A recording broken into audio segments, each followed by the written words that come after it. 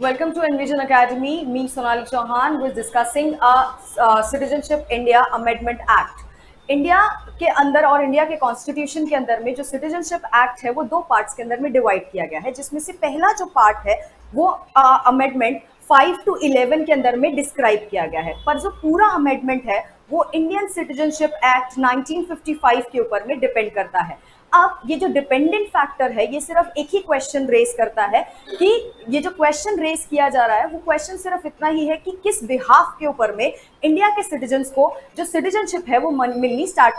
होगी, जिसके बिहाफ पर हमने इसे दो पार्ट्स के अंदर में डिफाइन किया है, जिसमें सबसे पहला पार्ट आता है एक्विजिशन का। ये जो एक्विजिशन पार्ट है इसको हमने 5 अलग अलग डिसेंडेंट फैक्टर्स में डिफाइन करना स्टार्ट किया, जिसमें सबसे पहला आता है by birth, by descendant, registration, incorporation और नेचुरलाइजेशन, जिसके कुछ इंपॉर्टेंट अमेंडमेंट एक्ट्स हमने डिफाइन किए, जिसमें सबसे पहला एक इंडियन काउंसिल एक्ट आया था, जिसके बिहाफ पर यह बताया गया था कि इंडिया के अंदर में जो 1986 के अंदर में जो भी लोग इंडिया के अंदर में बॉर्न हुए हैं उन्हें इंडिया की सिटीजनशिप मिलेगी। But some of the part of Indian constitution ने हमें यह डिस्क्राइब किया कि दोनों में से किसी एक पेरेंट का इंडियन सिटीजन होना बहुत ज्यादा जरूरी था। तो ये डिपेंड करता था इधर अगर आपके जो फादर है अगर वो इंडिया से बिलोंग करते थे तो उनके होने वाले जो आगे के बच्चे थे उन्हें ऑटोमेटिकली इंडिया की सिटीजनशिप मिल जाती थी। बट समहाउ 1992 के अंदर में यहाँ पर पहुंचने के बाद हमें ये डिफाइन हुआ कि ये विमेंस के अगेंस्ट डिस्क्रिमिनेशन का फैक्टर डिफाइन करता है,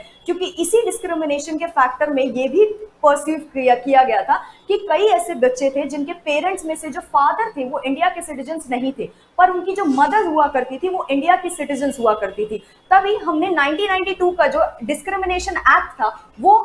इंडिया के अंदर में इंट्रोड्यूस किया। जब हमने वो इंडिया में इंट्रोड्यूस किया इसके बाद हमने ये डिफाइन करना स्टार्ट किया कि इंडिया के अंदर में चाहे आपका मदर या चाहे आपके फादर अगर इंडिया से बिलोंग करते हैं तो आपको इंडिया की सिटीजनशिप मिलना काफी इजी होना काउंट किया गया है। फिर इसके बाद ये भी बहुत लंबे समय तक नहीं चला, इसके बाद 2003 के अंदर में इलीगल इमिग्रेंट्स के अंदर में हमने डिफाइन करना स्टार्ट किया। ये जो 2003 इलीगल इमिग्रेंट्स थे ये इस चीज पर डिफाइन करते थे कि फॉर एन एग्जांपल मैंने आपको अगर ऐसा बोलना स्टार्ट किया कि ये दो स्पाउस है जिसमें से आपके फादर जो है वो इंडिया से है पर आपकी मदर इंडिया से नहीं है, तो समहाउ कुछ पर्टिकुलर सेक्शन के अंदर में हमें ये देखने के लिए मिला था कि कईयों के जो स्पाउस थे वो इलीगली दूसरी टेरिटरी से इंडिया के अंदर में एंटर हो जाते थे, और इंडिया में एंटर होने के बाद में क्योंकि उनके बच्चे इंडिया में पैदा होते थे तो उन्हें बहुत ज्यादा जल्दी से इंडिया की सिटीजनशिप मिल जाया करती थी, जिसे हमने डिनोट करना, जिसके लिए हमने इंडिया के अंदर में 2019 के अंदर में एक नया एक्ट जो था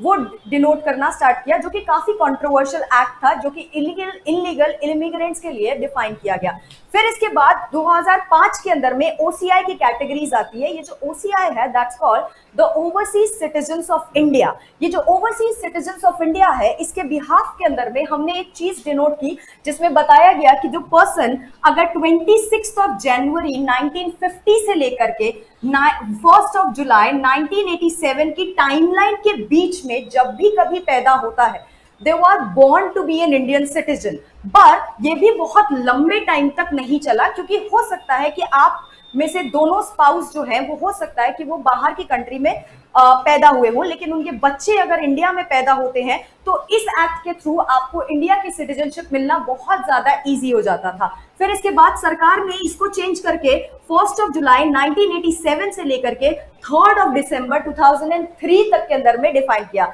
ये जो आर्टिकल 2003 का फैक्टर था ये बोलता था कि इन दोनों पेरेंट्स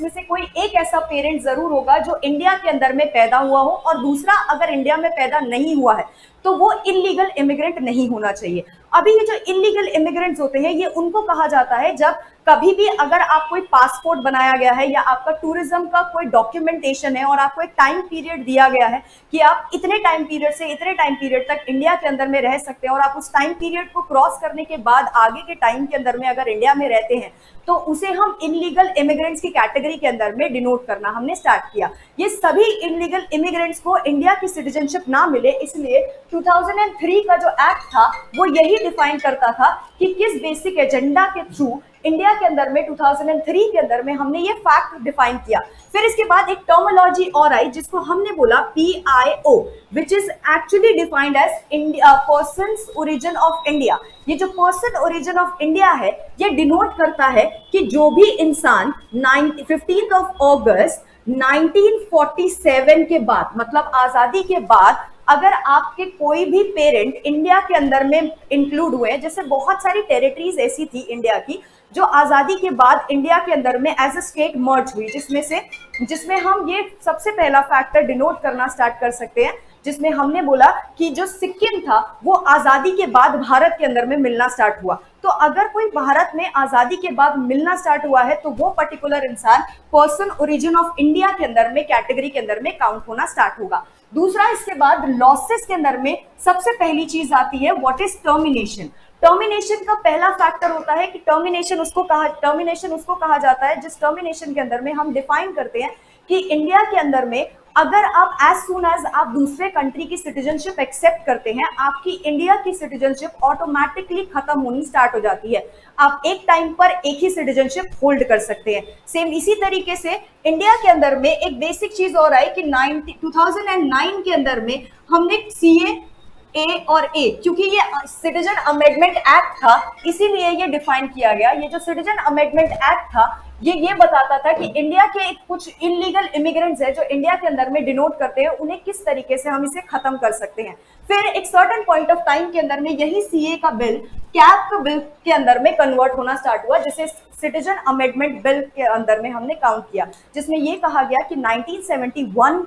से पहले अगर आपके पेरेंट्स, क्योंकि इंडिया और Pakistan having a war in the year of 1971 which actually give a